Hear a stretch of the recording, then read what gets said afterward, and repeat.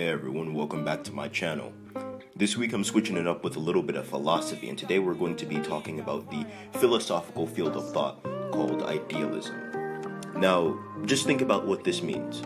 When you think of an idealist, you may think of somebody who has ideals or goals which are unrealistic or lofty. But in the philosophical realm, idealism is something different.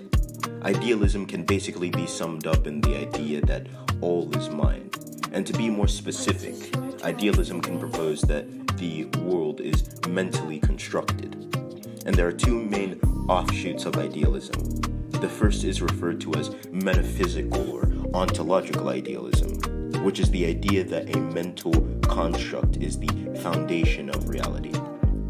The second is the idea that what one knows about objects exists in the confines of one's own mind. Although one may be able to argue that the philosophical foundations of idealism have started much earlier, it's generally agreed that idealism started with Plato. It can be argued that Plato believed that full reality, in comparison to just simply existing, can only be through thought. This is referred to as Platonic idealism. However, Plato's ideas are paradoxically referred to as Platonic realism. This is due to the fact that Plato believed that forms, or non-material ideals, they can be referred to broadly, have their own independent existence from the mind.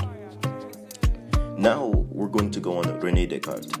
René Descartes is also a significant figure in the development of idealist philosophy, as he was the first one to indicate that it's only things that are within our consciousness that we really know exist, and this can link back to solipsism. But hey, that's just a whole nother video in and of itself.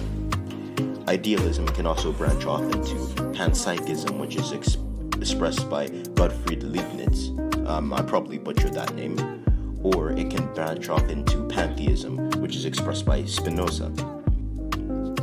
Berkeley argued that knowledge is based on perception, and that independent from one's own perception, there is no real knowable object. With this, he formed one of the purest strains of idealism. Next in line, you have somebody like Immanuel Kant, who is arguing that mind shapes the world in the lens that we perceive it.